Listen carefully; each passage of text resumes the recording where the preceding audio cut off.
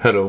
अ, तो ये biology 12th standard CBSE का पहला चैप्टर है और एक्चुअली ये मेरे इस पूरे एफर्ट का मतलब जो ये सीरीज़ शुरू करने की मैंने सोची है जिसमें स्कूल के एनसीईआरटी सिलेबस के जितने भी सब्जेक्ट्स मैं कर सकता हूँ 11th 12th या 10th से लेकर 7th तक के उन सबको मैं मतलब हिंदी में अपने हिसाब से डिस्कस करूँगा और ओवरऑल एम ये है कि इससे अगर लोगों को सब्जेक्ट समझने में आसानी होती है तो बहुत बढ़िया। तो इस पूरी सीरीज़ का भी एक तरह से ये बायोलॉजी का सीबीएसई का 12th स्टैंडर्ड का पहला चैप्टर उस इतने बड़े एफर्ट का पहला चैप्टर है। तो दैट इज़ समथिंग। लेकिन साथ ही में ये रिप्रोडक्शन एंड फ्लावरिंग प्लांट्स के ऊपर है और मुझे बॉटनी बहुत बोरिंग लगती थी। मतलब in the sense that is not a good way to start. मतलब I like plants and flowers but उसके बाद मतलब वो जो टेक्निकल टर्म्स उसमें यूज़ होती हैं बॉटनी में, जूलॉजी में भी, वो काफ़ी मतलब डिफ़िकल्ट टर्म्स होती हैं और मुझे समझ में नहीं आता था कि क्यों इतना पढ़ना पड़ रहा है। मतलब बीज ही तो है, बीज को मिट्टी में डालो, पौधा उगाएगा, फिर मतलब हो गया काम। तो खैर, that was then. Now I sort of had gone through this chapter, पर दो तीन तरह से मैं सोच रहा था कि क्या कर सकते हैं, बट ओवरऑल कुछ ज़्यादा नहीं कर सकते, ऑडियो ही है। तो बजाय समरी देने के कि मोटे मोटे तौर पे क्या हो रहा है, जो कि मेरे ख्याल से समरी यूज़फुल है मगर इतनी यूज़फुल भी नहीं है। अगर कोई स्टूडेंट, मतलब मैं खुद ही अगर 12th में होता, और अगर मैं इस ऑडियो को इसलिए सुन रहा होता कि मुझे चैप्टर ढंग से जल्दी समझ में आ जाए, तो फिर I don't want to hear summary. मतलब फिर मुझे आई वुड प्रेफर कि चैप्टर में टॉपिक वाइज जैसे चैप्टर के अंदर है वैसे ही मुझे कोई सुनाए या बताए। तो मैं वही करूँगा। उस वजह से थोड़ा लंबा हो जाएगा। I hope each chapter remains within 1 hour, पर ठीक है। पता नहीं, देखते हैं। तो ब्रॉड ओवरव्यू ये है इस चैप्टर का कि इसमें प्लांट्स के different male and female parts के बारे में बताया गया है, जो कि बेसिकली फूल के इर्द गिर्द ही इस चैप्टर का फोकस है। फूल के अंदर ही टिपिकली मेल और फीमेल पार्ट्स दोनों होते हैं। तो flowers are basically the reproductive organs of a plant. Plant वैसे कई तरह के होते हैं ऑब्वियसली, मतलब बॉटनी फील्ड ही काफ़ी बड़ी है। तो यहाँ पे इस चैप्टर के अंदर वो टाइटल में ही है रिप्रोडक्शन इन फ्लावरिंग प्लांट्स, तो दैट मीन्स कि ऐसे भी प्लांट्स हैं जिसमें जो जिनमें फ्लावर नहीं होते। तो वो इस चैप्टर का फोकस नहीं है। टिपिकली वो प्लांट्स, मतलब वो पेड़ पौधे जिसमें फूल नहीं उगते, जैसे सिर्फ खाली पत्ते, हरे पत्तियां ही दिखेंगे, तो वो टिपिकली थोड़े पुराने स्पीशीज हैं जो पहले आए थे दुनिया में। अ, और फिर उसके बाद फ्लावरिंग प्लांट्स आए। फ्लावरिंग प्लांट्स भी मतलब उनको भी आए हुए कई 100 मिलियन साल गुजर चुके हैं। तो अ, जिस टाइम स्केल पे बात हो रही है वो काफ़ी लंबा है। तो खैर, हमें फ्लावरिंग प्लांट्स के भी एंसेस्टर्स के बारे में चिंता करने की ज़रूरत नहीं है। अभी यहाँ फोकस रहेगा एक सिंपल प्लांट पे जो हमें मतलब अपने आसपास दिखते हैं, जिनमें फूल लगते हैं। और उन फूल के अंदर कौन से पार्ट मेल हैं, कौन से पार्ट फीमेल हैं, वो आपस में कैसे इंटरेक्ट करते हैं, और इंटरेक्ट करने से वो कैसे रिप्रोड्यूस करते हैं। रिप्रोड्यूस मतलब रिप्रोडक्शन के इवेंट के बाद की क्या स्टेजेस हैं, वहाँ तक आके मतलब फूल से फल तक का सफ़र बेसिकली कह सकते हैं कि इस चैप्टर में हम कवर करेंगे। और चैप्टर शुरू करने से पहले यहाँ पे इस चैप्टर में दूसरे ही पेज पे एक प्रोफेसर पंचानन महेश्वरी की फ़ोटो है। उनका एक बहुत ही ब्रीफ सा डिस्क्रिप्शन है उनके कंट्रीब्यूशन का, जो कि काफ़ी बड़ा कंट्रीब्यूशन था। और ये आज़ादी से लगभग 40 साल पहले पैदा हुए थे और 1966 में ही पास्ट अवे। और उस लगभग 60 सालों में जितने टाइम ये ज़िंदा रहे उसमें इन्होंने काफ़ी कंट्रीब्यूट किया इस फील्ड को। और इनको काफ़ी रिकग्निशन मिला इंडिया में भी और इंडिया के बाहर भी। तो that is something nice that you know these chapters talk about people who contributed to the field, and if they are from India, then it kind of like helps you raise your morale कि भाई उस ज़माने में जब वो इतना कर सकते थे तो हम भी कुछ कर सकते हैं शायद, पता नहीं। तो then the chapter starts और इसमें फ्लावर का एक डायग्राम है। उसमें अब ऑडियो है तो ये प्रॉब्लम आएगी, तो इसीलिए I think it is best कि अगर सुन रहा है कोई तो ये 2023-24 की बायोलॉजी की टेक्स्ट बुक साथ लेके बैठे, तो that will be easier. Broadly flower का जो एक जनरल पैटर्न है, मतलब एक जनरल स्टाइल है, हर फूल अलग है, हर फूल के अंदर डिटेल्स में काफ़ी फ़र्क होगा एक फूल का दूसरे फूल से, बट एक टिपिकल पैटर्न जो रहता है वो ये कि पंखुड़ियाँ आसपास होती हैं, उसके बीच में कई सारे वो छोटी छोटी डंडियाँ होती हैं, और उन डंडियों में मतलब मेल सेक्सुअल गैमीट्स, मतलब गैमीट मीन्स मतलब कि रिप्रोडक्टिव सेल्स, तो मेल और फीमेल वहाँ टिपिकली दोनों होते हैं।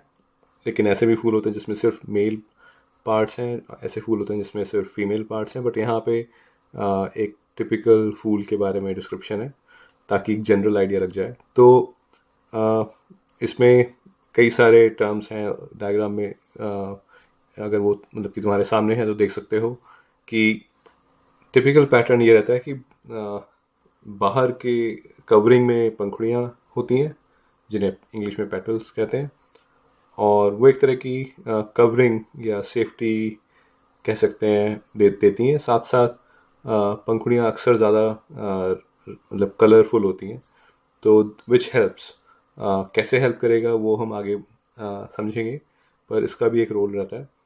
और उसके अंदर फिर कई सारे फिलामेंट्स, जिनको मैं हिंदी में पतली पतली डंडियाँ कह रहा था। तो filament mean something like thin long structure.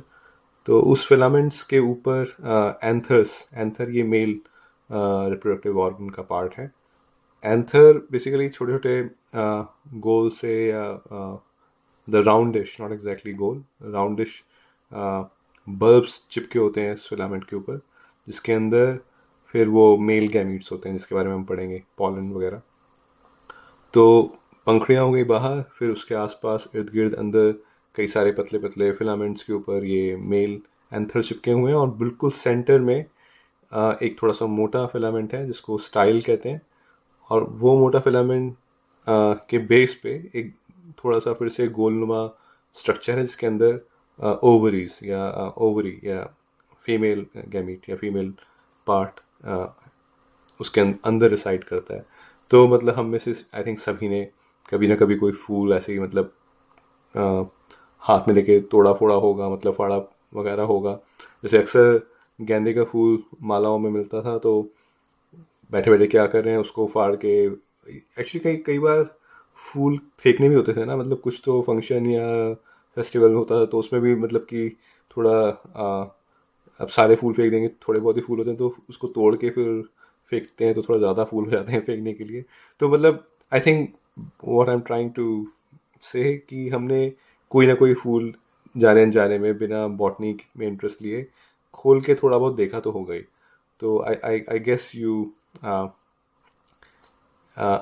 If you look at this diagram तुम्हें थोड़ा सा आइडिया लग जाएगा कि हाँ अच्छा ये वो वाला पार्ट होगा शायद, जो मैंने तब देखा था जब मैंने कभी कोई फूल फाड़ा था। तो खैर ये है जनरल स्ट्रक्चर।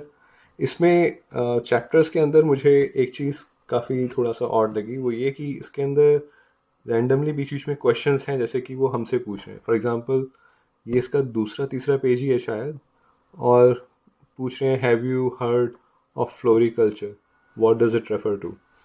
तो मतलब आई अप्रिशिएट कि वो मुझे मतलब मुझसे इंटरेक्ट कर रहे हैं, पर मुझे ये भी लगता है कि यार तुम बताओ ना, मतलब मैं तो पढ़ रहा हूँ तुम मुझे बताओ कि क्या होता है ये सब. तो ये एक चीज़ है इसके अंदर थोड़ी सी एटलीस्ट अनोइंग लगी मुझे.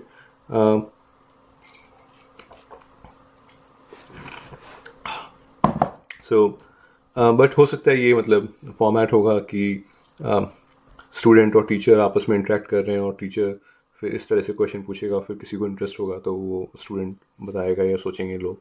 लेकिन I personally I mean I come from a government school of like old days. वहाँ पे इतना इंटरेक्शन नहीं होता था, तो इसलिए मुझे वो किताबें पसंद है जो अपने आप में कंप्लीट हों, जिसमें किसी और पे डिपेंड होने की ज़रूरत ना हो. खैर, इसमें फर्स्ट टॉपिक आता है फिर pre fertilization structures and events. So pre fertilization मतलब कि फर्टिलाइजेशन हो गया जब मेल और फीमेल पार्ट मिलते हैं और जायगॉट बनता है, जायगॉट एम्ब्रियो बनता है. ये मतलब जनरल पैटर्न एनिमल्स और प्लांट्स दोनों में एक ही सा है कि मेल जीन्स और फीमेल जीन्स आपस में मिलेंगे किसी ना किसी तरह, और फिर वो पेयर कंप्लीट होगा. उसको फिर शुरू में जायगॉट कहेंगे, बाद में एम्ब्रियो, फिर embryo develops into an adult. अब वो एडल्ट प्लांट है तो प्लांट, और एनिमल है तो एनिमल. और दो पार्ट्स को मिलना क्यों पड़ता है, एक ही पार्ट से काम क्यों नहीं चल सकता. तो ऐसे भी केसेस होते हैं जहाँ पे एक ही पार्ट से काम चल जाता है, मतलब उसमें आपको फर्टिलाइजेशन की ज़रूरत पड़ती ही नहीं है. तो उस तरह के प्रोपेगेशन मतलब कि अपने अपने जैसी चीज़ें बढ़ाना. हर स्पीशीज़, चाहे वो फूल हो, चाहे वो जानवर हो, चाहे वो इंसान हो, वो अपने नंबर बढ़ाता रहता है क्योंकि somehow this is how things work I guess. मतलब अगर नहीं बढ़ाएंगे तो वो स्पीशीज़ ख़त्म हो जाएगी, और स्पीशीज़ ख़त्म होती भी हैं, कई सारी स्पीशीज़ एक्सटिंक्ट होती भी हैं. तो जिन स्पीशीज़ को एक्सटिंक्ट नहीं होना है उनको फिर अपने नंबर्स कंटिन्यू रखने पड़ते हैं. तो मेल और फीमेल में उन केसेस में जहाँ पे रिप्रोडक्शन के लिए मेल फीमेल फर्टिलाइजेशन मतलब फर्टिलाइजेशन का प्रोसेस चाहिए होता है, वहाँ पर you will hear this term called haploid और डिप्लॉइड. ये टर्म्स यूज़ होंगे इसके अंदर अभी जब हम डिस्कस करेंगे मेल और female gamete and male part and female part, और फिर वो आपस में जब मिलते हैं. तो ये चीज़ें रिलेटेड हैं सेल डिवीजन से, और सेल डिवीजन से भी पहले समझने के लिए ये एक बार क्विक रिव्यू कर लेते हैं आपस में कि सेल के अंदर जो जेनेटिक इन्फॉर्मेशन होती है उसके न्यूक्लियस के अंदर, वो कहाँ से आती है. वो इन्फॉर्मेशन जाहिर सी बात है उस सेल के पेरेंट्स से आएगी. तो जैसे हमारे अंदर जो इन्फॉर्मेशन है वो हमारे अंदर हमारे फादर और मदर मतलब दोनों पेरेंट्स से मिल के वो जेनेटिक इन्फॉर्मेशन आ रही है. तो वो इन्फॉर्मेशन बेसिकली हमारे सेल्स में फिर एक तरह से दो कॉपीज़ होती हैं. एक कॉपी एक पेरेंट से, दूसरी कॉपी दूसरे पेरेंट से. और टिपिकली जैसे सेल डिविजन्स होते हैं चाहे हमारी बॉडी में या प्लांट की बॉडी में, तो वो सेल डिवीजन इस तरह से होते हैं कि बस वो इन्फॉर्मेशन सेम रहती है और बस सेल के नंबर बढ़ते जाते हैं. जैसे कि जब हम अपने टीनेज ईयर्स में ग्रो कर रहे होते हैं तो ऐसा नहीं है कि हमारा हर सेल दूसरे सेल से अलग हो जाएगा. अगर स्किन बढ़ रही है या मसल्स बढ़ रही हैं तो वो सेम अपनी कॉपी बनाते जाएंगे. मतलब कि उसके अंदर जो जेनेटिक इन्फॉर्मेशन है दोनों पेरेंट्स से वो सेम एज इट इज रहेगी और उसकी बस कॉपी बनती जाएगी. तो ये इस तरह के जो डिविजन्स होते हैं सेल डिविजन्स, इनको माइटोसिस, इस प्रोसेस को माइटोसिस कहते हैं सेल डिविजन्स के. लेकिन एक अलग तरह के सेल डिविजन्स होते हैं जो कि रिप्रोडक्शन से रिलेटेड होते हैं, जो कि हम यहाँ पे अभी देखेंगे. उसमें चाहे वो मेल गैमीट हो या फीमेल गैमीट हो, बेसिकली उस प्रोसेस का नाम है मियोसिस. और उसमें सेल एक बार नहीं 2 बार डिवाइड करता है, तो नेट 4 सेल बनते हैं। लेकिन उसमें ऐसा नहीं होता कि जो 4 सेल फाइनली आते हैं उसमें एग्जैक्ट दोनों पेरेंट्स की कॉपी होती है, क्योंकि अगर उन फाइनल 4 सेल्स में, जिनको वो गैमीट्स कहेंगे, चाहे वो मेल हो या फीमेल, अगर उसमें 2 कॉपी रही, तो जब वो दूसरे गैमीट से मिलेगा, ऐसे मेल गैमीट फीमेल गैमीट से मिलके जब जायगोट बनाएंगे, तो 2 कॉपी फिर 4 कॉपी हो जाएंगी, मतलब ज़रूरत से ज़्यादा क्रोमोसोम्स हो जाएंगे, जेनेटिक मटेरियल हो जाएगा। तो that can create problem, that can actually be disastrous. Most likely वो सरवाइव नहीं करेगा, करेगा भी तो बहुत डिजीज़ या प्रॉब्लम्स होंगी। तो इसलिए कि एक गैमीट में सिर्फ एक ही कॉपी रहे और फिर दूसरे गैमीट में दूसरी कॉपी रहे, मतलब एक कॉपी रहे, तो जब वो मिलें तो वापस से 2 कॉपी वाला सिस्टम जीन्स का इस्टेब्लिश हो जाए। तो मियोसिस में आपके पास हैप्लॉइड यानी सिंगल कॉपी। हैप्लॉइड को मैं दिमाग में ऐसे याद रखने के लिए, haploid half of the total typical genetic material, और नॉर्मल सेल्स डिप्लॉइड होते हैं। इसमें डिप्लॉइड मतलब डबल, बेसिकली 2 कॉपीज जीन्स की, एक पेरेंट से, एक दूसरी कॉपी दूसरे पेरेंट से। और जब आप रिप्रोडक्शन के लिए सेल डिवीजन करते हैं, तो आप चाहते हैं कि उसमें, चाहे वो प्लांट हो या एनिमल, उसमें एक ही कॉपी रहे, ताकि जब वो दूसरे पेरेंट से मिले तो वापस से 2 कॉपी बने सिर्फ। तो मियोसिस में ऐसा होता है कि डिप्लॉइड से हैप्लॉइड बनते हैं, यानी 2 कॉपी से एक कॉपी। और मियोसिस की एक खास बात ये है, जो कि हम बात कर रहे थे, कि रिप्रोडक्शन की वजह से वैरायटी आती है, क्योंकि जीन्स 2 पेरेंट्स से मिक्स होते हैं, जबकि ए रिप्रोडक्टरी प्रोपेगेशन में एग्जैक्ट सेम एक सिंगल पेरेंट की कॉपी बनती जाएंगी, तो उसमें वैरायटी नहीं आएगी, और वैरायटी ना आने की वजह से उसे प्रॉब्लम हो सकती है। तो वो जो 2 कॉपी हैं पेरेंट्स, जो 2 पेरेंट्स से आई हैं, मियोसिस के अंदर वो 2 कॉपी आपस में जेनेटिक इन्फॉर्मेशन एक्सचेंज भी करती हैं for same type of gene. तो उससे क्या होता, फिर वो पॉइंट है जहाँ पे वो वैरायटी वाली बात आती है, कि फिर जो नेक्स्ट जनरेशन आती है उसमें मिक्स वैरायटी होती है अपने पेरेंट्स से और पेरेंट के पेरेंट से। तो इस तरह से वैरायटी ट्रांसफ़र होती रहती है स्पीशीज़ में। एक ही स्पीशीज़ रहती है ऑब्वियसली, लेकिन उस स्पीशीज़ के अंदर अलग अलग पेरेंट्स के गुण बेसिकली मिक्स होते रहते हैं। तो मियोसिस की वजह से ही वो मेल और फीमेल पेरेंट की जो अलग अलग क्वालिटीज़ हैं वो मिक्स होके फिर बच्चों में मतलब कि वो, चाहे मतलब प्लांट हो या एनिमल, उसमें मिक्स्ड ट्रेट्स आते हैं। तो इसलिए मियोसिस का ये भी एक पर्पस है कि वो जेनेटिक इन्फॉर्मेशन को थोड़ा आपस में मिक्स करता है और फिर हैप्लॉइड बनाता है, ताकि जब वो मेल फीमेल मिले तो वापस से 2 कॉपी बने, बस 4 ना हो जाए।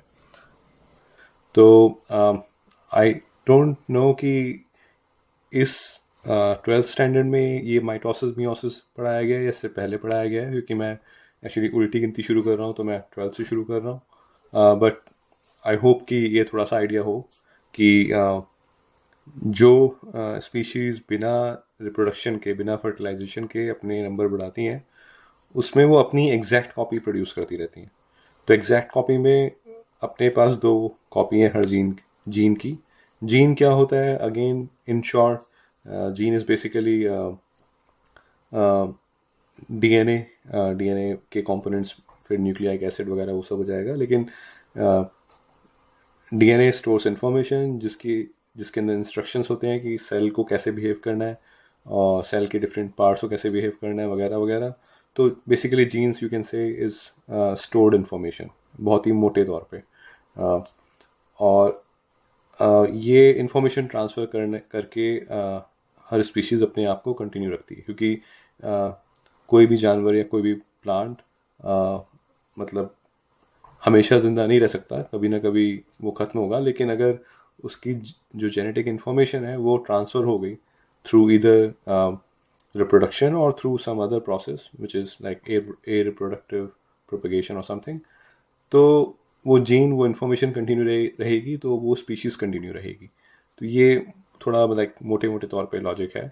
तो यहाँ पर हम बात कर रहे हैं उन प्लांट्स की जिसमें रिप्रोडक्शन ही एक तरीका है, एक ज़रिया है अपनी स्पीशीज़ को मेंटेन रखने का, पीढ़ी दर पीढ़ी। और उसमें मतलब कि तुम ये क्वेश्चन पूछ सकते हो कि या सोच सकते हो कि यार अगर अपनी एग्जैक्ट कॉपी बना सकते हैं बिना रिप्रोडक्शन के, तो ये तो ज़्यादा स्ट्रेट फॉरवर्ड काम है, ऐसे ही सारी स्पीशीज़ क्यों नहीं करती। उसमें एक डिसएडवांटेज है बहुत बड़ा, और डिसएडवांटेज ये है कि तुम अगर अपनी एग्जैक्ट कॉपी बना रहे हो तो तुम जिस काम में बढ़िया हो वो तो ठीक है, लेकिन तुम जिस काम में बढ़िया नहीं हो फिर वो कमी भी हमेशा बरकरार रहेगी। तो अगर कोई पौधा इस तरह से है कि वो फल काफ़ी बढ़िया देता है, लेकिन उसकी प्रॉब्लम ये है कि वो आ, थोड़ी भी धूप बर्दाश्त नहीं कर सकता। तो अगर वैसी स्पीशीज़ है, वो ऐसे इन्वायरमेंट में है जहाँ पे हमेशा छाँव रहती है, मतलब ज़्यादा धूप नहीं पड़ती उस इलाके में, और वो पौधा इस तरह से प्रोपेगेट कर रहा है बिना फर्टिलाइजेशन के, बिना रिप्रोडक्शन के, तो तब तक तो बढ़िया जब तक वहाँ का माहौल छाँवदार है, बिना धूप वाला है। लेकिन जैसे ही मान लो क्लाइमेट चेंज हुआ या मतलब मौसम बदला, कुछ कुछ भी हुआ कि वो कंडीशंस, जिस कंडीशंस के लिए वो पौधा बना था, वो कंडीशंस तब्दील हो गई, तो फिर उस पौधे का क्या होगा। उसके पास वो तो सिर्फ अपनी ही एग्जैक्ट कॉपी प्रोड्यूस कर सकता है और कुछ कर ही नहीं सकता। लेकिन जब बात आती है रिप्रोडक्शन की, फर्टिलाइजेशन की, तो उसमें दो अलग अलग तरह के जीन्स मिक्स हो रहे होते हैं। तो उसमें क्या होता है कि एक की स्ट्रेंथ और दूसरे की स्ट्रेंथ आपस में मिलती रहती है और मिक्स होती रहती है। ये भी कह सकते हैं कि एक की कमियां दूसरी कमियां भी ऐड हो रही हैं, बट ऑन एवरेज बेसिकली एक वैरायटी बनती रहती है स्पीशीज़ के अंदर। और उस वैरायटी से ये फ़ायदा होता है कि फिर समझो कि इस तरह के पौधे हैं जो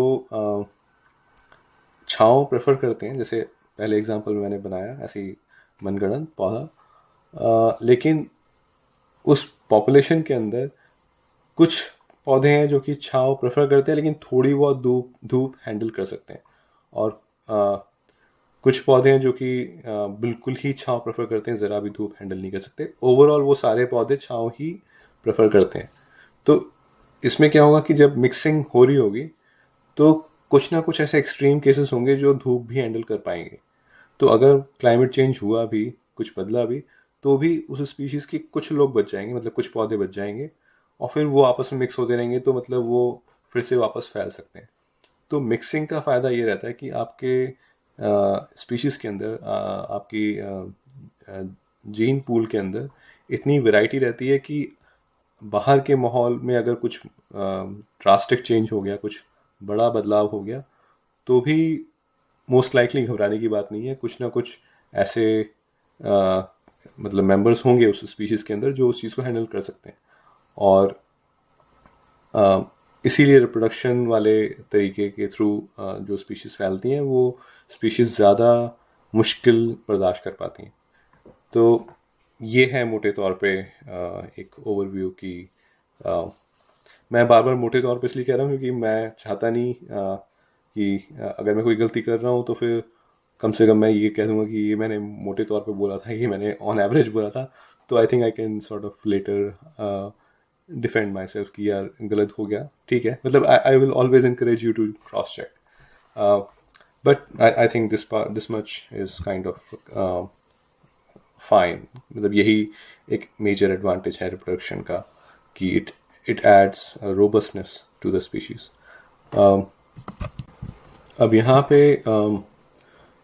टेक्निकल वर्ड्स शुरू होते हैं।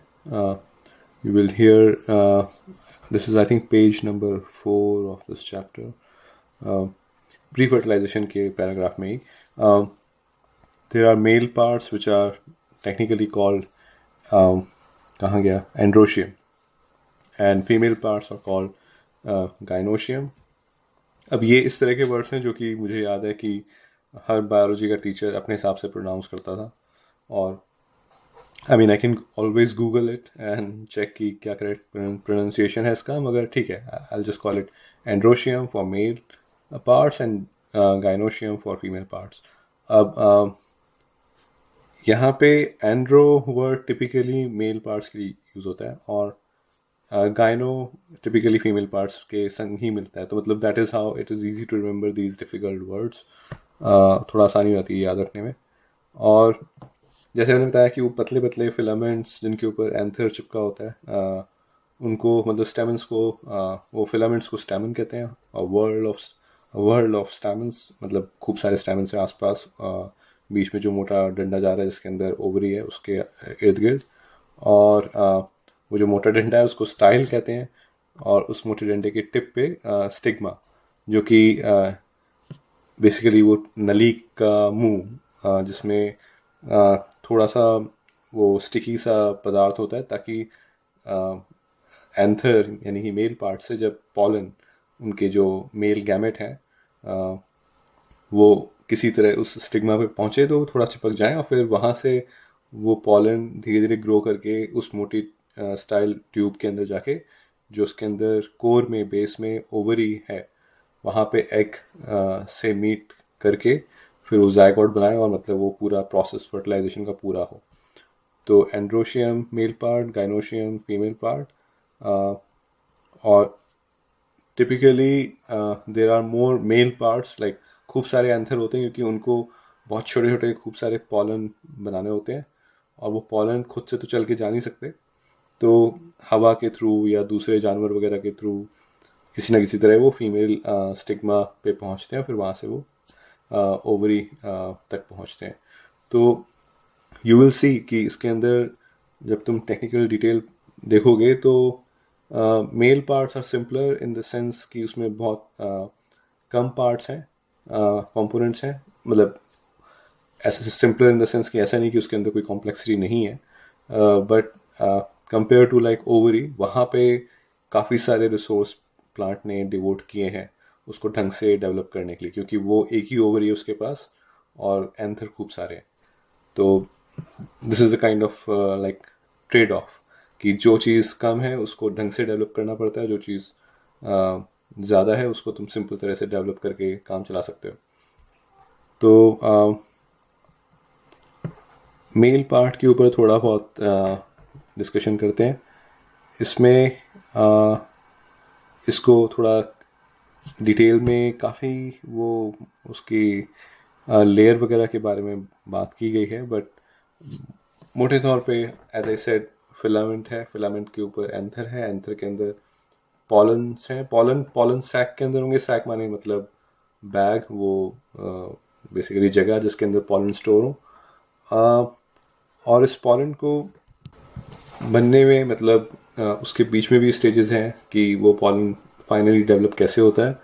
तो माइक्रोस्पोरेंजिया करके, जो माइक्रो माने छोटा, स्पोर मतलब पॉलन, स्पोर जैसे कोई भी छोटी डस्ट नुमा चीज़ें, मतलब स्पोर्स जैसे हम कहते हैं कि किसी के भी स्पोर्स टिपिकली वो प्लांट्स के स्पोर की ही बात होती है, पर कई बार स्पोर्स यूज़ होता है बैक्टीरिया के लिए भी, कि बैक्टीरिया के स्पोर हवा में उड़ गए, या फिर वायरस के स्पोर्स, वायरस को स्पोर्स कहेंगे, नहीं पता नहीं, मतलब something which is like very very small. तो माइक्रोस्पोरेंजिया मीन्स कि छोटे छोटे स्पोर को रखने की जगह. तो ये वर्ड्स टिपिकली लैटिन या ग्रीक से आते हैं, आई थिंक लैटिन से ज़्यादा, क्योंकि वो टेक्निकल टर्म्स बनाने के लिए वो लैंग्वेज काफ़ी यूज़ होती है. तो इसीलिए हम हिंदुस्तानियों को ये वर्ड्स अंग्रेज़ी थोड़ा बहुत जानते हुए भी तब भी परेशान कुन लगते हैं, मतलब परेशान कुन करने वाले लगते हैं. तो बट ठीक है, थोड़ा बहुत बार बार पढ़ने से आदत हो जाती है. तो माइक्रोस्पोरेंजियाज जिसके अंदर स्पोर्स स्टोर हों, वो पार्ट, उसके अंदर वो माइक्रोस्पोरेंजिया ही आगे जाके पॉलन सैक्स बनते हैं. पॉलन सैक थोड़ा आसान वर्ड है, पॉलन को स्टोर करने के लिए सैक, सैक माने बैग. तो पॉलन सैक यानी कि पॉलन को स्टोर करने के लिए बैग, ये थोड़ा फिर भी कॉमन सेंस वाला है. तो पॉलन सैक बनते हैं माइक्रोस्पोरेंजिया से. Just I am saying it just in case if someone asks. फिर यहाँ पे और ऐसे स्पेसिफिक डिटेल है कि उस सैक की इनर मोस्ट लेयर को क्या कहते हैं, इसमें बोर्ड में लिखा हुआ है टैपेटम. तो tapetum is typically a term used in not just in plants. वो कई जगह पे तुम्हें कंसिस्टेंट टर्मिनोलॉजी मिल सकती है इस तरह की. तो टैपेटम मतलब पतली लेयर, और टिपिकली बहुत अंदर की पतली लेयर, जो आखिरी लेयर जिस उस सैक की. अब यहाँ नीचे लिखा है, can you think of how tapetal cells could become binucleate, question mark. और फिर कुछ नहीं बताया है. तो मुझे ये इंटरेक्टिव तरीका इस बुक का काफ़ी फनी लगता है कि यार मुझे क्या पता, मैं खुद पढ़ तो रहा हूँ सामने. मतलब या आई मीन मतलब मुझसे मत पूछो, मुझे बताओ पहले. एनीवे, सो यहाँ पर फिर ये एंथर के अंदर पॉलन कैसे बनते हैं उसके ऊपर बात है. तो जैसा मैंने कहा कि हैप्लॉइड एंड डिप्लॉइड, तो यहाँ पे जब गैमेट फॉर्मेशन हो रही होती है, चाहे वो मेल गैमेट हो या फीमेल गैमेट हो, उसको मियोसिस के थ्रू जाना पड़ेगा, ना कि माइटोसिस के थ्रू. माइटोसिस में जो डिप्लॉइड सेल हैं, दो कॉपी हैं जीन की, वो दो की दो रहती हैं. तो बस खाली एक सेल से टूट के दोबारा से एक और सेल बन गया, तो मतलब एक के दो, दो के चार, एट्सेट्रा.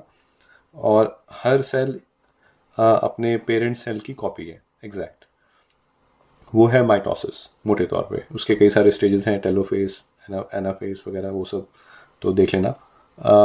और मियोसिस में एक सेल की जो दो जीन्स की कॉपी हैं, वो पहले तो आपस में थोड़ा बहुत इंफॉर्मेशन एक्सचेंज होता है, और फिर वो दो कॉपी अलग अलग हो जाती हैं. तो फिर खाली जो नेक्स्ट जो प्रोडक्ट होता है उस सेल के टूटने पे, वो दो सेल बनते हैं जिसमें हर सेल में सिर्फ एक कॉपी है, इसलिए उसको हैप्लॉइड कहते हैं. तो टिपिकली यही होता है, चाहे वो मेल गैमीट हो या फीमेल गैमीट हो, तो मियोसिस का एक प्रोसेस होता ही है. तो माइक्रोस्पोरोजेनेसिस, मतलब जेनेसिस जो वर्ड है, जेनेसिस मतलब क्रिएशन. तो माइक्रोस्पोर्स की क्रिएशन कैसे होती है, माइक्रोस्पोरोजेनेसिस, सारे तीनों वर्ड्स को जोड़ दिया. तो उसमें यू कैन से कि मियोटिक डिविजन्स मतलब मियोसिस वाले डिविजन्स. माइटोटिक डिवीजन मतलब माइटोसिस वाले, जिसमें खाली साइज बढ़ता है, वो रिप्रोडक्शन में वो चीज़ें नहीं होती हैं. तो meiotic divisions lead to microspore tetrads, and these things later I think become pollen. अब उससे ज़्यादा मैं नहीं बता सकता, थोड़ा unnecessarily complicated है. मतलब you can read and you can actually, okay, let's try. So what it says, I will just read that part. As the anther develops, the cells of the sporogenous tissue undergo meiotic divisions to form microspore tetrads. और फिर इन्होंने question ही पूछ लिया, what would be the ploidy of the cells of the tetrad. समझ में आ गया. तो एक्चुअली ज़्यादा नहीं है, यही बोल रहे हैं मियोटिक डिवीजन होंगे, और फिर जो सेल्स बनेंगे वो उनके पास आधी कॉपी होगी. तो इन्होंने जो क्वेश्चन पूछा है कि what will be the ploidy of दो सेल्स, तो प्लॉइडी मतलब हैप्लॉइड होंगे, वो डिप्लॉइड नहीं होंगे. तो मियोसिस में सॉरी सिर्फ दो सेल नहीं बनते, चार सेल बनते हैं, लेकिन हर सेल के पास आधी आधी कॉपी होती है. और माइटोसिस में चूंकि दोनों कॉपी एज इट इज़ रहती हैं, तो सिर्फ दो ही सेल बनते हैं, पर दोनों सेल के पास पूरी पूरी कॉपी होती है, तो उसे डिप्लॉइड कहते हैं. तो that is one thing to like, अगर तुम्हें दूर से भी डायग्राम दिखे, तो अगर एक के सिर्फ दो बन रहे हैं तो वो माइटोसिस है, और अगर एक के चार बन रहे हैं तो मियोसिस है. और उसमें उन माइटोसिस के मुकाबले आधे आधे पेयर्स ऑफ जीन्स होंगे, मतलब एक ही कॉपी होगी.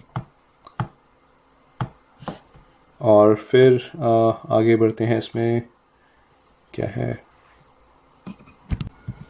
अभी थोड़ा सा इंटरेस्टिंग है कि बेसिकली ये जो माइक्रोस्पोर्स हैं, ये जब थोड़ा ड्राई होते हैं, that is what they become, what they call pollens, थोड़े से मैच्योर फॉर्म ऑफ माइक्रोस्पोर्स. और तब वो रेडी होते हैं, मतलब बाहर निकलने के लिए एंथर से, और फीमेल पार्ट ढूंढने के लिए, ताकि वो वहाँ से जाकर ओवरी से मिलके जायगोट और फिर एम्ब्रियो बना पाए.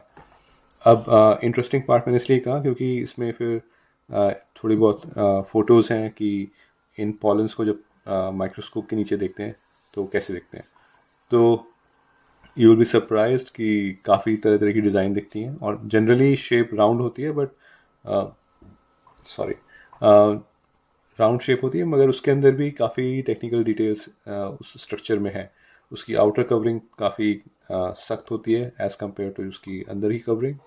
और अंदर उसमें टिपिकली दो सेल होते हैं, दोनों एक तरह से कॉपी तो एक दूसरे की हैं, मतलब दोनों बराबर ही हैं, उनके अंदर जेनेटिक इन्फॉर्मेशन बराबर ही है, लेकिन एक सेल ज़्यादा बड़ा होता है, वो जो थोड़ा छोटा सेल होता है उसको न्यूट्रिशन प्रोवाइड करता है। तो मतलब जो बड़ा सेल है उसका काम रिप्रोडक्शन करना नहीं है, उसका काम ये है कि मेरे साइज़ के हिसाब से मैं जो छोटे सेल को है उसको एनर्जी देता रहूँगा, और वो सेल एक्चुअली आगे जाके रिप्रोडक्शन करेगा।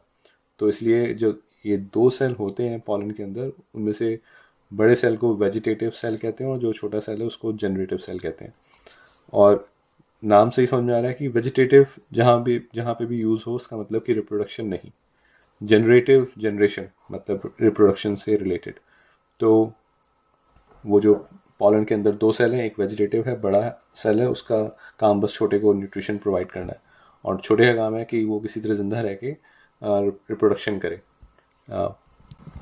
पॉलन की डिज़ाइन काफ़ी इंटरेस्टिंग है, तो दैट इज़ समथिंग कूल कि स्कूल वगैरह में तुम पॉलन को स्लाइड में रख के माइक्रोस्कोप नीचे देख सकते हो, अगर इतना अच्छा स्कूल है तो। और दूसरी इंटरेस्टिंग चीज़ जो कि मतलब मेरे इंटरेस्ट की है, वो ये कि हम लोगों को मतलब थोड़ा सा ऐसे जोश रहता है ना कि थोड़ा कभी कभी साल में 15 दिन जोश आता है कि बॉडी बनानी चाहिए। तो यहाँ पे पॉलन को एज ए हेल्थ सप्लीमेंट वगैरह के ऑप्शन के तौर पे भी यूज़ किया जाता है, ये बताया गया है। मैंने पॉलन एक्चुअली लाइफ में बस एक बार चखा है, क्योंकि हम लोगों की लैब में कोई प्रोजेक्ट था हनी बीज पे, तो उसको हनी बीज को मतलब रियर करने के लिए उसकी पॉपुलेशन को थोड़ा हेल्दी रखने के लिए पॉलन ऑर्डर किए थे लैब ने। तो तब जो लैब असिस्टेंट था उसने बताया था कि ये पॉलन एक्चुअली लोग खाते भी हैं, तो मुझे तब तक नहीं पता था कि पॉलन को एज ए डाइट सप्लीमेंट भी लेते हैं। तो मैंने खाली चखा था, it was a sweet thing just like pure pollen in a bag. तो it's like nice soft sweet round things that you can eat. But मैंने नहीं खाया फिर उसके बाद क्योंकि मुझे उसकी बातों पे इतना यकीन नहीं हुआ कि लोग इसको ऐसे खाते होंगे। But here it is, it can be used as a supplement. Although pollen, when they are dry and in a season when lots of pollen are in the air, dry season में मतलब जब इन फूलों से या in plant से जो pollen निकलते हैं वो अक्सर एलर्जी भी कर देते हैं, मतलब लोगों को छींकें वगैरह आनी शुरू हो जाती हैं, और थोड़ा सीरियस भी कभी कभी। तो वो भी एक प्रॉब्लम है कि खासकर ऐसे इलाकों में जहाँ पे कई तरह के इन्वेजिव स्पीसीज हैं प्लांट्स के जो खूब सारे पॉलन रिलीज करते हैं, तो उससे वहाँ पे आसपास के लोगों को काफ़ी एलर्जी की प्रॉब्लम हो सकती है। So that is one thing that one has to be careful about. कैसे पता नहीं, but that's a problem that one may face. उसके बाद अब हम आते हैं फीमेल रिप्रोडक्टिव पार्ट पे। तो ये वो वाला पार्ट है जो बीच में था फूल के, मोटा सा स्टिग्मा है उसके टिप पे, सॉरी मोटा सा स्टाइल है फिलामेंट, वो जो फीमेल पार्ट का फिलामेंट है वो उसे स्टाइल कहते हैं। उसके टिप पे स्टिग्मा है जो कि एंट्री पॉइंट है पॉलन के लिए, और उसके बेस पे एक राउंड स्ट्रक्चर है, उसके अंदर ओवरी है। इसके अंदर अब काफ़ी सारे टेक्निकल टर्म्स हैं। वो जो राउंड सैक है बेस पे, उसके अंदर भी कई सारी लेयर हैं, एंड यहाँ पे तुम्हें आइडिया होता है कि ये कितना ज़्यादा एलैबोरेट स्ट्रक्चर है, क्योंकि इसमें खाली एक ही एम्ब्रियो सैक है, इसके अंदर खाली एक ही प्रैक्टिकली एग है। तो इसके इर्द गिर्द काफ़ी सारी लेयर्स हैं, काफ़ी उसमें प्लांट ने एनर्जी डिवोट की है, उसके अंदर काफ़ी स्टोर्ड न्यूट्रिएंट्स हैं ताकि वो न्यूट्रिएंट्स की कभी कमी ना पड़े जहाँ तक हो सके। तो आई डोंट नो कि अब उसमें टेक्निकल वर्ड्स में कितनी बात करनी चाहिए मुझे। तो let's just leave it at that कि भाई बेसिक स्ट्रक्चर ये है कि there is a stigma tip पे, उस और फिर जो मोटी डंडी जा रही है उसको स्टाइल कहते हैं, उसके बेस पे ओवरी और थैलेमस है, थैलमस बस बेसिकली बेस है जिसके ऊपर ओवरी रखी हुई है, और फिर कई सारी लेयर्स हैं, उसके अंदर एम्ब्रियो सैक है जिसके अंदर बेसिकली एम्ब्रियो डेवलप होगा वंस पॉलन उसके अंदर आ जाए। पॉलन आता कैसे है, ये इंटरेस्टिंग है। पॉलन ऐसा नहीं कि पॉलन स्टिग्मा पे किसी तरह पहुंच गया फिर वहाँ से वो अंदर जाता जाएगा, नहीं। पॉलन का स्टिग्मा तक पहुंचना ये अपने आप में एक काफ़ी एलैबोरेट सब्जेक्ट है, और इसमें कई तरह के स्ट्रेटजीज प्लांट्स यूज़ कर सकते हैं। जैसे कई प्लांट्स पानी वाले इलाकों में होते हैं, उनके मतलब वो पानी के अंदर ही होते हैं मोस्टली, तो उनकी खाली टिप ऊपर फूल तैर रहा होता है लेकिन बाकी पौधा पूरा पानी में, तो वो पानी का इस्तेमाल करते हैं अपने पॉलन्स को फैलाने के लिए। तो मतलब एक जो मेल पार्ट है फूल का, एंथर, वो अपने पॉलन पानी में रिलीज कर देगा, वो बहते हुए जाके फिर दूसरे प्लांट के फीमेल पार्ट तक पहुंच जाएंगे। तो पानी रोल प्ले कर रहा है उसके प्रोपेगेशन में। तो ये जो टर्म है इसमें यूज होती है पॉलिनेशन। पॉलिनेशन मतलब पॉलन का स्टिग्मा तक पहुंच के ओवरी तक जाना। तो मतलब पॉलन का एंथर से स्टिग्मा तक की जर्नी, वो तुम्हें फूल में दिख रहा होगा कि बिल्कुल आसपास है, इसमें क्या जर्नी है, लेकिन एक्चुअली चूंकि plants don't have their own hands, तो वो उतनी जर्नी भी एक्सीडेंटली करना मुश्किल है। तो और फिर दूसरा ये भी है कि टिपिकली प्लांट्स वुड प्रेफर कि उसी का जो एक ही उस फूल के अंदर जो मेल और फीमेल पार्ट है वो आपस में ना मिले, बल्कि उसके फूल का मेल पार्ट दूसरे फूल के फीमेल पार्ट से मिले, और उसका जो फीमेल पार्ट है उस पर दूसरे फूल से या दूसरे प्लांट से इवन पॉलन आए।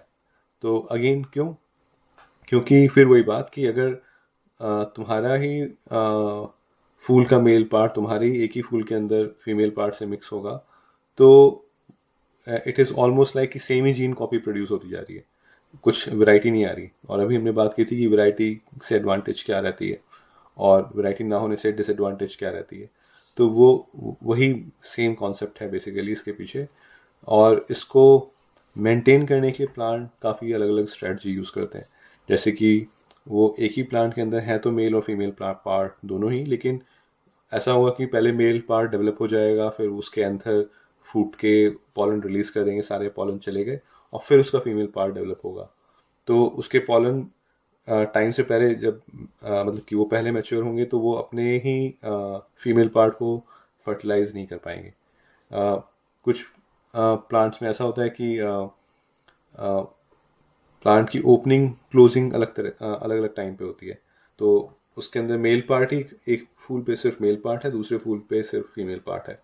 ऐसा किया तो भी एक मतलब तुमने बाय फोर्स मेल और फीमेल पार्ट ही अलग अलग फूल पे लगाए हैं, तो यू नो वैरायटी अपने आप आ जाएगी। तो दीज आर द वेज। लेकिन ये भी है कि एक ही फूल पे मेल और फीमेल पार्ट होने का एक सेफ्टी ऑप्शन ये है कि अगर आसपास कोई दूसरा प्लांट नहीं है, तो एक ही प्लांट हो पूरे मतलब डेजर्ट में, तो कम से कम वो आपस में ही मतलब मेल फीमेल पार्ट मिलके उस पौधे को कंटिन्यू रख सकते हैं उस एनवायरनमेंट में। तो that is like your last option. तो ये टॉपिक में थोड़ा जंप कर गया, ये टॉपिक थोड़ा बाद में आई थिंक पेज 11 पे आता है। इसमें ऑटोगैमी टर्म्स के बाद टर्म्स गीटोनोगैमी और फिर जेनोगैमी। तो ऑटोगैमी वही कि मतलब एक ही फूल के अंदर मेल फीमेल पार्ट आपस में मिले, पॉलन और उसी फूल के अंदर ओवरी अगर मिले तो उसे ऑटोगैमी मतलब with in that one thing. और जेनोगैमी पहले डील करते हैं। जेनो मतलब समथिंग विच इज़ फॉरेन। तुमने ये टर्म सुना होगा मतलब न्यूज़ वगैरह में, जेनोफोबिया, कि जो लोग बाहर से आ रहे हैं उनसे डर लगता है लोगों को, जो लोग वहाँ पे पहले से रह रहे हैं। तो जेनो मतलब समथिंग एक्सटर्नल, समथिंग बाहर का। तो जेनोगैमी मतलब कि अलग अलग फूल से मेल फीमेल कंपोनेंट्स आके मिल रहे हैं, उसे जेनोगैमी जो हम बात करें, which gives you maximum advantage. और गीटोनोगैमी कुछ इन बिटवीन का, मतलब कि अलग प्लांट से नहीं है, एक ही प्लांट के अंदर है लेकिन अलग अलग फूल से है, तो उसे गीटोनोगैमी। तो अगेन इसके पीछे कुछ लैटिन लॉजिक होगा, गिटो कोई वर्ड होगा जिसको कुछ और कहते होंगे, जिससे कुछ आइडिया लगे कि ऐसा नाम क्यों दिया गया, वो मुझे नहीं पता। बहुत सारे इस तरह के टर्म्स हैं, इसीलिए मुझे बॉटनी थोड़ा सा पेनफुल लगती थी। बट अगेन जिसको इंटरेस्ट होगा उसको ये सब टर्म्स अच्छे लगेंगे, तो I can totally understand that कि जिन चीज़ों में मुझे इंटरेस्ट है मुझे उसकी टेक्निकल बोरिंग डिटेल पसंद आती हैं। और ऐसा हर एक के साथ होता है, हर एक को अपने इंटरेस्ट के सब्जेक्ट में उसकी बोरिंग डिटेल्स अच्छी लगती हैं। तो power to those who love botany, it is a beautiful subject, just not my cup of tea. अब मतलब जैसे माइक्रोस्पोरेंजिया हमने पढ़ा था, मैं थोड़ा सा बैक एंड फोर्थ हुआ मेरा, मैं वापस अब पेज 9 पे आया हूँ। यहाँ पे मेगास्पोरेंजियम की बात हो रही है, जैसे माइक्रोस्पोरेंजियम की बात हुई थी। तो सॉरी, माइक्रोस्पोरेंजिया, जिया मतलब मल्टीपल, क्योंकि कई सारे एंथर होते हैं। जीएम मतलब सिंगल। तो मेगास्पोरेंजियम मतलब मेगा मतलब बड़ा, स्पोर वही स्पोर जैसे हमने जो बात की थी, जीएम।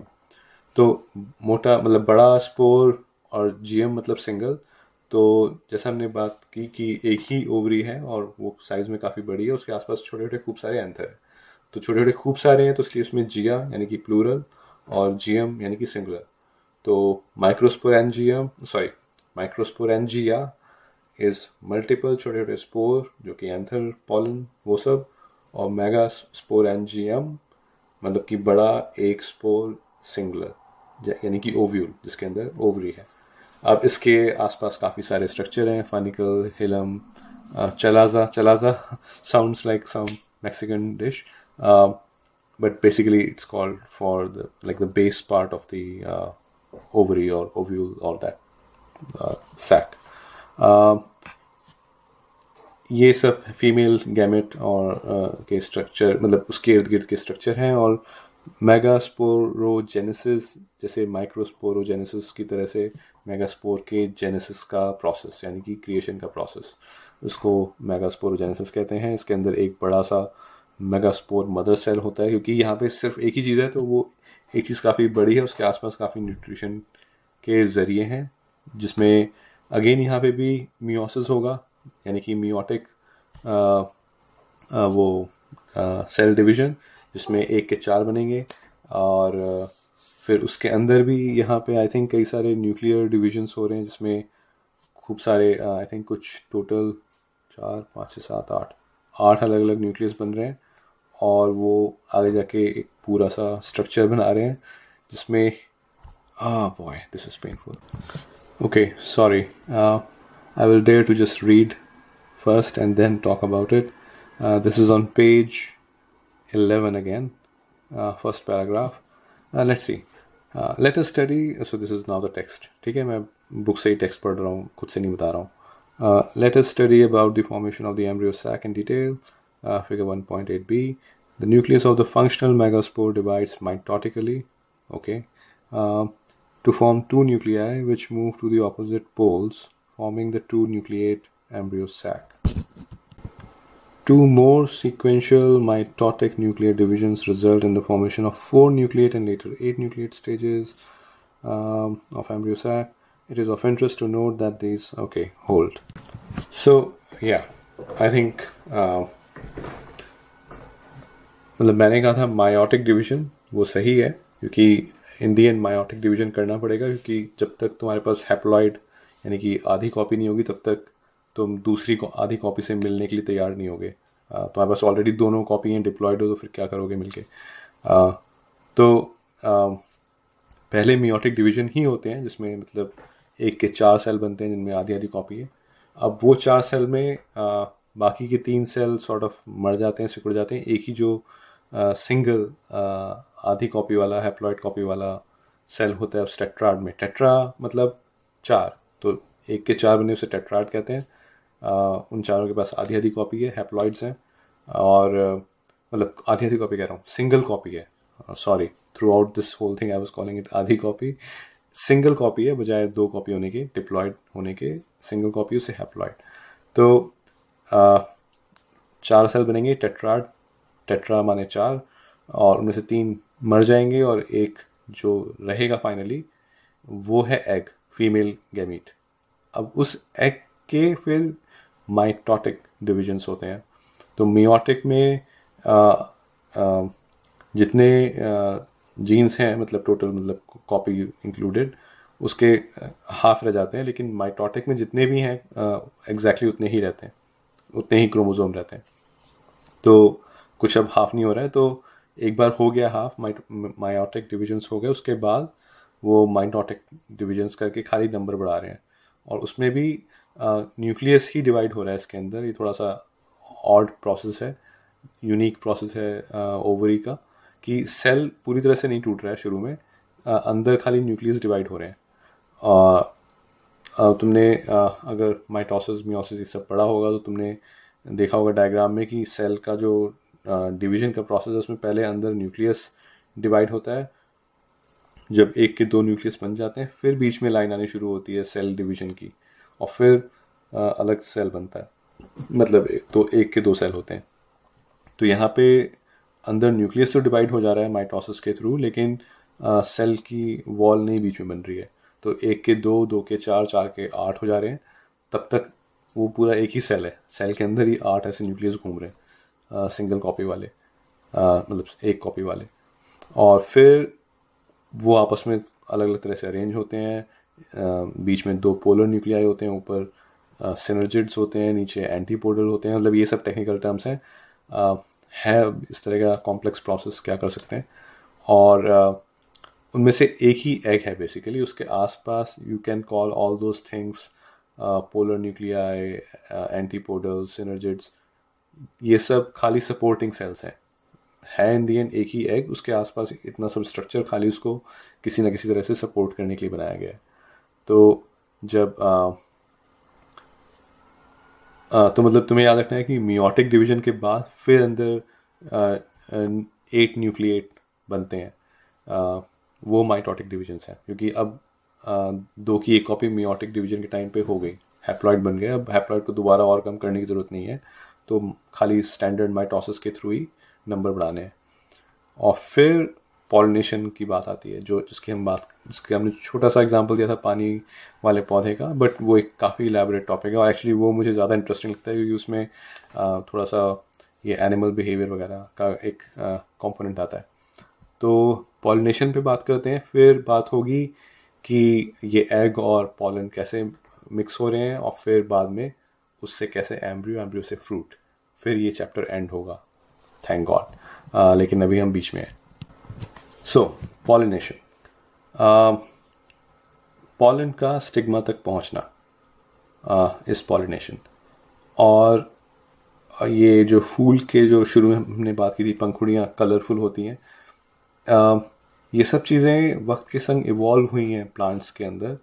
और उन्होंने कई कई तरह के लाइक, मतलब मान लो कि तुम्हारे पास खूब सारे प्लांट्स की स्पीशीज़ हैं, एक स्पीशीज़ ने रैंडमली मतलब कलरफुल फूल बनाने शुरू कर दिए।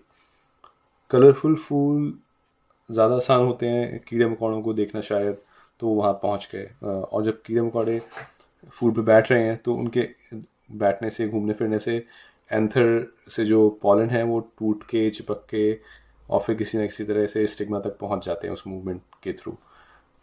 तो कलर कैन बी यूजफुल। फिर फूलों में सुगंध होती है। अब ये सुगंध हमें तो लगता है कि अरे मतलब अच्छी बात है, और मतलब लाइक कल्चरली हम लोग उसको अलग तरह से देखते हैं, लेकिन इसका एक पर्पस ये है कि इससे अगेन तुम जानवरों को अपनी तरफ अट्रैक्ट करो, चाहे वो हनी बी है, मधुमक्खी है, या फिर मॉथ है, या फिर कोई तितली है, या फिर कोई और जानवर भी है। तो वो अट्रैक्ट होते हैं क्योंकि उनको ऐसा नहीं कि उनको सुगंध सूंघनी है सिर्फ, क्योंकि उनको वो सिग्नल मिलता है कि अच्छा यहाँ पे फूल है, तो फूल के अंदर नेक्टर मतलब जूस। हम मतलब तुम में से अब आई होप किसी ने नहीं किया हो ये सब काम, बट मतलब हमारे बचपन में मतलब हम रैंडमली मतलब फूल को तोड़ के उसके पीछे कभी कभी जो टिप होती थी, एक पर्टिकुलर तरह का येलो कलर का फूल होता था स्कूल के कंपाउंड में, और उसको पीछे से चूसो, तो मतलब इफ यू सक that part at the base of the flower, you can sort of suck some amount of sweet nectar. तो हमें किसी ने बताया नहीं, हमने किसी से पूछा नहीं. It could be dangerous thing कि तुम रैंडमली कुछ फूल पौधों का नेक्टर या वो सब पी रहे हो, क्योंकि उसके अंदर कुछ टॉक्सिन भी हो सकते हैं जो कि या कुछ एलर्जी या रिएक्शन. तो I don't want you to try that. But you know nectar जो जूस है उसके अंदर, दैट कैन प्रोवाइड न्यूट्रिशन. वो खाने का सोर्स बन सकता है मधुमक्खी के लिए या दूसरे इंसेक्ट्स के लिए. तो इस वजह से वो उन सुगंध के पीछे जाते हैं. तो ये सब तरीके हैं जो मतलब प्लांट्स ने ओवर टाइम, कुछ प्लांट्स ने ऐसे रैंडमली कुछ अपने अंदर चेंज किया, फिर देखा कि अच्छा वो चेंज की वजह से उनकी स्पीशीज़ बढ़ रही है, तो वो नेचुरली वो चेंज फैलता गया. क्योंकि जब ज़्यादा होते जाएंगे तो जो भी चेंज किया, अगर उससे तुम्हारी फर्टिलाइजेशन बढ़ रहा है तो नेचुरली वो चेंज तुम्हें ज़्यादा फिर आगे दिखेगा. तो नेक्टर प्रोड्यूस करना is a way to attract pollinators. Pollinator मतलब जो पॉलिनेशन को कर पाए.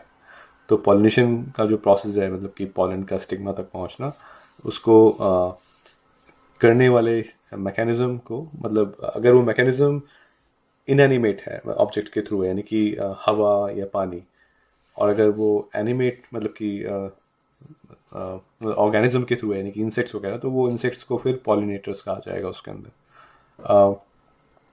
इसमें फिर आगे हम एक्चुअली वी विल स्टडी की आर्टिफिशियल पॉलिनेशन, मतलब कि आर्टिफिशियली इसको कैसे कर सकते हैं. आर्टिफिशियली तो ऑब्वियसली फिर ह्यूमन्स ही कर रहे हैं. अब अगर किसी ह्यूमन, मतलब कि कोई बॉटनिस्ट है, उसको टेस्ट करना है कि वो अलग अलग तरह के फूल बना सकता है, या फिर कुछ मतलब मिक्सिंग करना चाहता है एक पौधे का दूसरे पौधे से, तो उसको आर्टिफिशियली देखना पड़ेगा कि अच्छा मैं कंट्रोल तरह से कैसे कर सकता हूँ. तो वो एक फूल के एंथर को काटेगा, उसको उठा के खुद ही दूसरे फूल के स्टिग्मा तक लाएगा वगैरह वगैरह, फिर टेस्ट करेगा कि उसके बाद फिर कैसा फूल पैदा होता है, मतलब कैसा पौधा बनता है. तो ये मतलब मैंने बहुत ही बेकार तरह से बोला है, बट ये एक काफ़ी सोफिस्टिकेटेड साइंस है और इसके बारे में हम पढ़ेंगे अब, क्योंकि वो नीचे है टॉपिक में. But that is artificial pollination. फिर इसमें और क्या है. हाँ, इसमें वाटर वाले पॉलिनेशन का एक एग्जांपल दिया हुआ है पेज नंबर 14 पे. और हाँ, अब पॉलिनेशन के बाद आते हैं पॉलन पिस्टल इंटरेक्शन. तो मैंने डेलिबरेटली कहा कि पॉलन का एंथर से स्टिग्मा तक पहुंचना, लेकिन स्टिग्मा तो फीमेल बॉडी पार्ट का सबसे टिप है, मतलब एंट्री पॉइंट है. उसके बाद से एक्चुअल काम शुरू होता है कि वो पॉलन को फीमेल एग से मिलना है. तो वो काम पॉलिनेशन का नहीं है, पॉलिनेटर का नहीं है. तो इसलिए पॉलिनेशन खाली जर्नी है एंथर से स्टिग्मा तक पहुंचने की. स्टिग्मा गेट है, गेट के अंदर कैसे घुसना है वो, उसमें क्या होता है कि जब एक बार पॉलन पहुंच जाता है स्टिग्मा पे, तो वहाँ पे भी काफ़ी सोफिस्टिकेटेड साइंस है. कि वैसे तो मान लो एक मधुमक्खी किसी दूसरे स्पीशीज़ के, मतलब कद्दू के, या आई डोंट नो कद्दू के प्लांट पे क्यों बैठेगी, मतलब गुलाब के फूल बैठी है, फिर वो गेंदे के फूल पे जाके बैठती है. अब गेंदे के फूल को तो गुलाब का पॉलन नहीं चाहिए ना, उसको तो गेंदे के फूल का ही पॉलन चाहिए. तो स्टिग्मा पे कई सारे अलग अलग स्पीशीज़ के पॉलन भी आ सकते हैं. तो उसके स्टिग्मा के ऊपर भी इतनी साइंस है, मतलब उसके अंदर इतने मॉलिक्यूल को सेंस करने की काबिलियत है कि वो आइडेंटिफाई कर सकता है कि कौन सा पॉलन उसकी अपनी स्पीशीज़ का है, और उसको फिर वो अलाउ करता है चिपकना, और दूसरी स्पीशीज़ के पॉलन को ऑब्वियसली फिर वो डिस्कार्ड कर देता है किसी तरह से. तो when you see this process under microscope over time, I guess what you will notice कि जो सही पॉलन है जब वो पहुंच जाता है अपने स्टिग्मा पे, तो फिर उस पॉलन की एक नली अंदर से बढ़ती जाती है, उसे कहते हैं पॉलन ट्यूब. और वो ट्यूब एक्चुअली जाते जाते अंदर ओवरी तक पहुंच जाती है बेस पे, और फिर उस ओवरी तक पहुंच के फिर वो उस ट्यूब से वो जो जनरेटिव सेल है that has to get out, वो जनरेटिव सेल निकलेगा उस ट्यूब से, और वो फिर फीमेल एग से जाके मिलेगा और फिर एम्ब्रियो बनेगा. और ये बेसिक मोटे तौर पे ये प्रोसेस है. ज़्यादा टेक्निकल डिटेल में मैं जाना चाहता नहीं, क्योंकि थोड़ा कॉम्प्लिकेटेड हो जाएगा, मेरे ख्याल से मैं इतना क्वालिफाइड नहीं हूँ। But basically you will see कि वो जो सपोर्टिंग सेल थे ना, पोलर न्यूक्लियाई और या ये सिनर्जिड वगैरह, वो सब अपना रोल प्ले करते हैं to make this whole thing succeed. और फिर हाँ, finally last part, artificial hybridization. ये वही है आर्टिफिशियल पॉलिनेशन का मतलब थोड़ा technical proper word. Hybridization, hybrid मतलब दो अलग अलग चीज़ों को मिलाना, हाइब्रिड। जैसे नहीं कहते हाइब्रिड कार, हाइब्रिड कार क्या मतलब, वो पेट्रोल से भी चलती है और शायद बैटरी से भी चलती है या फिर किसी गैस मतलब सीएनजी से भी चलती है, तो वो हाइब्रिड हो गई। तो मतलब कि दो तरह की चीज़ों को मिलाना। तो आर्टिफिशियल हाइब्रिडाइजेशन मतलब ह्यूमंस अपने हिसाब से अलग अलग प्लांट की स्पीशीज़ को मिला रहे हैं। तो इसमें थोड़ा सा और एलैबोरेट तरह से समझाया है और थोड़ा डिटेल में समझाया है कि जो मैंने कहा ना कि एक का अंतर काट के दूसरे के स्टिंग में वो चिपका दिया, ऐसे नहीं कर सकते, क्योंकि एक्सपेरिमेंट थोड़ा क्लीन तरह से करना पड़ेगा। तो क्लीन तरह से करने का मतलब कि तुम चाहते हो कि जिस फूल पर दूसरे का पॉलन आए, उस पर सिर्फ दूसरे का ही पॉलन आए, उसके खुद के पॉलन बीच में ना आ जाए। तो तुम पहले उस फूल के उसके खुद के एंथर काट दोगे, तो यानी अब उस फूल पे उसका खुद का कोई मेल पार्ट रहा नहीं, तो उसको कहते हैं इमैस्कुलेशन। मतलब कि मैस्कुलिन मतलब मैनली या मेल थिंग, राइट। तो इमैस्कुलेशन मतलब मैनली चीज़ को ख़त्म कर दिया। तो उस फूल के खुद के मेल पार्ट काट दिए, अब वो खाली फीमेल पार्ट है, तो वो इमैस्कुलेट हो गया।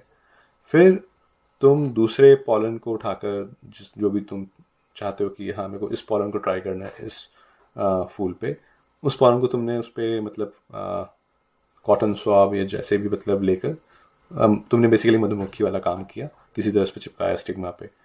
फिर अब तुम उसे ऐसे ही छोड़ दोगे तो हो सकता है कि तुम ध्यान नहीं दे रहे हो, तब दूसरा पॉलन, दूसरी मधुमक्खी आके दूसरे पॉलन चिपका गई। तो इसलिए फिर तुम उस फूल को एक मतलब हल्के फुल्के बैग में, जिससे हवा जाती रहे अंदर, उस बैग से कवर कर देते हो ताकि अब कोई बाहर से दूसरे पॉलन ना आए। और वो बैग इतना पतला हो और इतना हवादार हो कि अदरवाइज वो फूल मरेगा नहीं अंदर। तो उसको बैगिंग कहते हैं उस प्रोसेस को। हाँ मतलब कोई खास टर्म नहीं है ये, काश ऐसी टर्म होती सारी। और फिर देन यू सी कि मतलब क्या प्रोडक्ट हुआ, कैसे बाद में मतलब कि सीड वगैरह आए। ओह शिट, सीड वाला पार्ट तो रह गया है। अच्छा अभी बचा है चैप्टर ये। Okay sorry. तो अब हमने पॉलिनेशन के बाद पॉलन का फीमेल एग से मिलना देखा। अब देखेंगे उसके बाद क्या होता है। तो यहाँ पे वैसे तो हमने मतलब सॉर्ट ऑफ मेंशन कर दिया है कि मतलब मैंने मेंशन किया है कि जायगोट बनेगा और फिर सीड बनेगा, लेकिन कई सारी डिटेल हैं, उसमें से कुछ की डिटेल्स मैं कवर करता हूँ। बाकी खूब सारे टेक्निकल टर्म्स हैं, रेडिकल, कॉटेलिडॉन, प्लूम्यूल, वो सब मैं छोड़ देता हूँ, क्योंकि आई डोंट नो किस लेवल पे एग्ज़ाम में आएगा, but as long as you know basic process क्या है, I think that is good enough. तो याद करो कि शुरू में एक वेजिटेटिव सेल था पॉलन के अंदर और एक जर्मिनेटिव सेल था। और मैं बात कर रहा था कि जनरेटिव सेल एक्चुअल काम करेगा और वेजिटेटिव सेल खाली सपोर्ट दे रहा है। लेकिन यहाँ पे अपेरेंटली वेजिटेटिव सेल सपोर्ट दे रहा है, बट वो भी प्रोसेस मतलब फीमेल पार्ट के सेल से फ्यूज़ होता है। तो कैसे होता है ये सब, स्टेप बाय स्टेप जाते हैं। जो जनरेटिव सेल है वो तुम्हें पता है उसका क्या काम है, उसका काम है एग से मिलना, ठीक है। तो जनरेटिव सेल उस पॉलन ट्यूब से ट्रैवल करता करता एग तक पहुंचेगा, एग से मिलेगा, उसे सिंगैमी कहते हैं, SYNGMY, सिंगैमी। उसको हिंदी में संगम भी कह सकते हैं, बैड जोक, सॉरी। तो वो जो जनरेटिव मेल सेल है फ्रॉम द पॉलन और फीमेल एग, दे मीट, और दोनों हैप्लॉइड हैं, यानी कि दोनों के पास एक एक कॉपी है। जब वो मिल जाएंगे तो नॉर्मल डिप्लॉयड कॉपी वाला सेल बन जाएगा, जिसको जायगोट कहते हैं। तो अब वो पूरा हो गया, अब वो आधा आधा नहीं है, वो पूरा हो चुका है। जायगोट फिर आपस में डिवाइड होता रहेगा, तो वो कई सारे सेल जब बन जाते हैं तो जायगोट जब काफ़ी सारे डिवीजन हो जाते हैं तो फिर उसको एम्ब्रियो कहते हैं। फिर वो एम्ब्रियो डेवलप होकर पूरा एनिमल्स के अंदर पूरा नया जानवर बनता है, यहाँ पे मतलब वो पहले सीड बनेगा और फिर सीड जब जर्मिनेट होगा वापस खाद में जाके, जो मैंने शुरू शुरू में कहा था, वो फिर एक्चुअल पूरा प्लांट बनेगा। तो जायगॉट से सीड तक का सफ़र तय करना है, लेकिन उसके बीच में भी 2-3 एक्स्ट्रा स्टेप भी हैं। जो दूसरा सेल है वेजिटेटिव सेल, मेल गैमीट का, क्योंकि एंथर पॉलन के अंदर 2 सेल होते हैं टिपिकली, वो भी अंदर जाता है, वो भी मिक्स होता है, लेकिन एग से नहीं, क्योंकि एग तो एक ही है, वो जनरेटिव सेल के लिए है। वो जो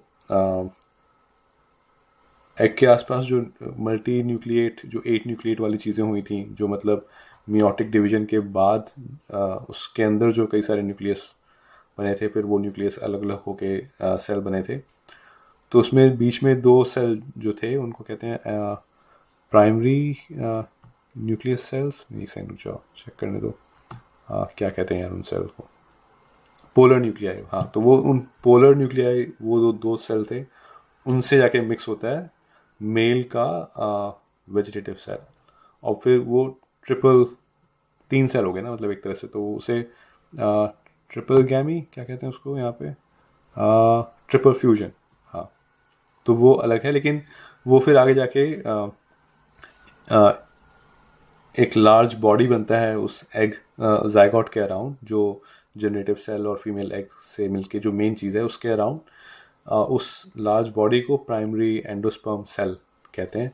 और उसका मेन काम होता है, वो जनरली वो मतलब जायगॉट को, एम्ब्रियो को न्यूट्रिशन प्रोवाइड करता है। तो उसका वो जो काम बेचारे का वेजिटेटिव सेल की स्टेज पे था, जनरेटिव सेल को न्यूट्रिशन प्रोवाइड करने का, वही काम उसका एक तरह से बाद में भी है। और ये अच्छी स्ट्रेटजी है कि यू आर फोकसिंग, मतलब कि the plant is focusing on developing one and using everything else to support that development. तो और फिर वो एंडोस्पर्म और वो एम्ब्रियो, वो सब कॉम्पैक्ट होता जाता है धीरे धीरे, और वो बीज बनता है। और बीज भी फिर धीरे धीरे और हार्ड होता है, तो मतलब हार्ड एज इन उसकी आउटर कवरिंग हार्ड होती है, पर अंदर वो सब लेयर्स होती हैं सॉफ्ट, जिसमें न्यूट्रिशन भी है, एम्ब्रियो भी है। और वो फिर सही टाइम का वेट करता है कि वो सीड पक के कब सही खाद में गिरे, और फिर वहाँ से फूट के वो नया प्लांट बने। उसके अंदर भी पॉलिनेशन की तरह जानवरों का रोल हो सकता है, जैसे कि जो उसके आसपास जो ओवरी है, मतलब जिस याद है कि मतलब जो हम अभी बात कर रहे थे कि स्टिग्मा से नली जा रही है, नली के बेस पे जो पूरी ओवरी है, वो ओवरी ही बड़ी होती जाती है, वो टिपिकली फल बन जाता है। तो मतलब कि जो फल है वो एक टाइम पे वो फीमेल पार्ट था वो फल भी न्यूट्रिशन से भरा होता है। तो अब वो न्यूट्रिशन प्लांट के खुद के लिए भी है, लेकिन वो दूसरे जानवरों को भी अट्रैक्ट कर सकता है जो उस फल को खाना चाहते हैं। फिर जब वो खा के बीज फेंकते हैं या छोड़ते हैं, जैसे कई केस में जानवर वगैरह बीज, जैसे कोई गाय भैंस बकरी टाइप है, वो खा गए फल को, और फिर वो बीज उनकी क्या कहते हैं एक्सक्रीटा में, यानी कि जो उनका गोबर है उसमें वो बीज, और बीज हार्ड होता है तो टिपिकली वो बच जाता है। तो एक्चुअली वो बीज नेचुरली एक अच्छी खाद में ही गिरता है गोबर के जरिए। तो that could actually that could be a part of strategy कि वो बीज अच्छी खाद में पहुंच जाए किसी ना किसी तरह से। ह्यूमंस के केस में लाइक हम लोग उसको एक्चुअली खुद से चाह कर उसे बोते हैं, अच्छी खाद, अच्छा ध्यान रखते हैं ताकि हमें फल मिलते रहें।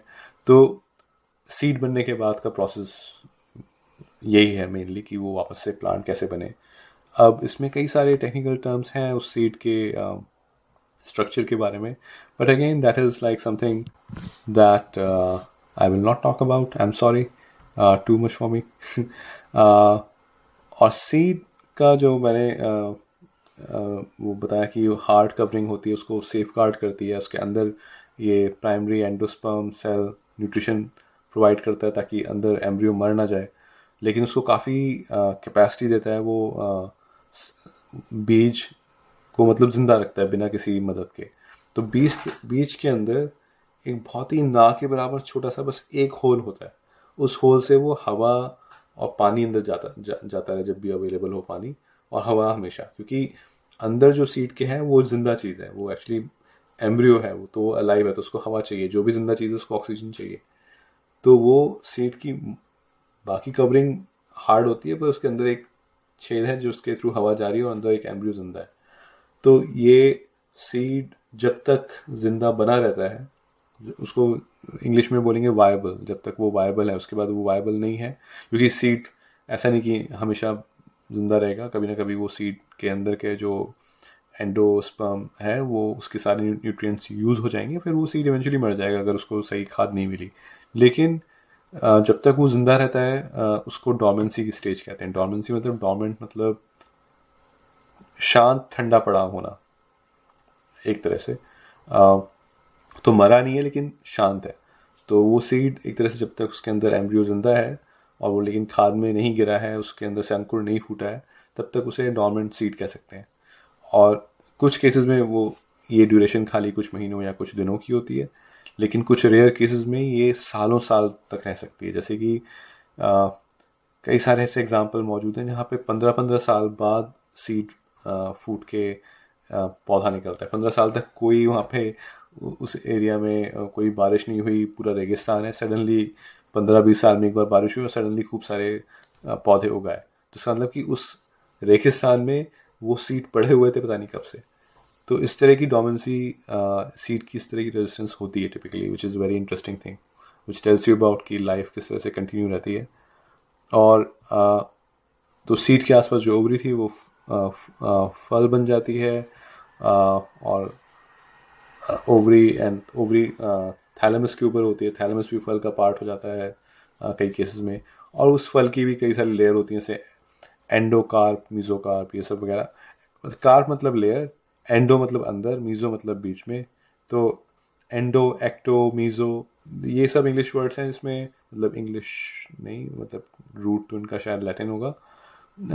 जहाँ पे भी मतलब इस तरह से वर्ड्स दिखेंगे, एंडो मतलब कि अंदर का कुछ है, एंडोस्पर्म तो अंदर कहीं स्पर्म है, एंडोकार मतलब अंदर कहीं कोई लेयर है, और एक्टो मतलब बाहर, मीजो मतलब बीच में, मिडल। तो इस तरह से like I try to like I think everyone tries to sort of remember these technical terms. Finally लास्ट में 2 टेक्निकल टर्म्स हैं जो उन्होंने बोर्ड में लिखी हैं, तो उसको मेंशन कर ही देते हैं for the sake of completeness. Apomixis and poly embryony, दोनों बिल्कुल अलग चीज़ें, कोई रिलेशन नहीं है, पता नहीं एक ही पैराग्राफ में क्यों है। एपोमिक्सिस जो हमने बात की थी कि कुछ केसेस में प्लांट्स अपनी एग्जैक्ट कॉपी बनाते हैं डिप्लॉयड से डिप्लॉयड, उसमें फर्टिलाइजेशन की ज़रूरत नहीं पड़ती है, और उसकी एडवांटेज डिसएडवांटेज हम बात कर चुके हैं। तो एपोमिक्सिस वही चीज़ है कि वो प्लांट्स जो इवॉल्व हुए हैं टू प्रोड्यूस सीड्स, बीज बनाने के लिए विदाउट फर्टिलाइजेशन, वो एपोमिक्सिस कहते हैं। तो उसके कुछ एग्जाम्पल होंगे। इसका हम लोगों को फ़ायदा क्या है? हम लोगों को फ़ायदा ये कि बिना बीज का फल मिलेगा, लेकिन फिर उसको ध्यान रखना पड़ेगा उस पौधे का, क्योंकि वो उसके अंदर कोई कैपेसिटी नहीं है अपने आप को सर्वाइव करने की, अगर बाहर का एनवायरनमेंट बदलता रहा तो कई सारे जो वैरायटी डेवलप की जाती हैं सीडलेस फ्रूट्स की, तो वो एपोमिक्सिस के थ्रू की जाती हैं। तो ये ह्यूमंस के लिए इंटरेस्टिंग है, लेकिन उस स्पीशीज़ के लिए इतनी गुड न्यूज़ नहीं है, क्योंकि वो स्पीशीज़ के पास फिर वो कैपेसिटी नहीं है कि वो हार्श एनवायरनमेंट को हैंडल कर पाए। पॉली एम्ब्रियोनी, जैसे नाम समझ में आ रहा है कि कई सारे एम्ब्रियो, तो मतलब अभी हमने बात की कि एक ही एम्ब्रियो है सीड के अंदर, लेकिन अगर कई सारे एम्ब्रियो हों तो वो पॉली एम्ब्रियोनी है। तो आई थिंक इन्होंने एक ही पैराग्राफ में एपोमिक्सिस और पॉली एम्ब्रियोनी इसलिए डाला है क्योंकि वो एक तरह से ऑपोजिट चीज़ें हैं। एपोमिक्सिस मतलब एम्ब्रियो है ही नहीं, सीड डायरेक्टली आ गया अपने आप से, मेल फीमेल पार्ट नहीं मिले। और पॉली एम्ब्रियोनी मतलब कि कुछ ज़्यादा ही एम्ब्रियोज हैं, मतलब कुछ ज़्यादा ही मेल फीमेल पार्ट मिले हैं उसके अंदर। तो may be that is why they put it together, but otherwise ये दोनों अलग चीज़ें हैं। So these were the last 2 technical terms, and with this I somehow managed to finish the first chapter of this whole thing. Thank God. I hope जब भी ये मतलब कोई सुनेगा, मतलब कोई क्या, वो 12th में जो पढ़ रहा होगा बायोलॉजी, I hope उसको थोड़ी मदद होगी। Okay, thanks.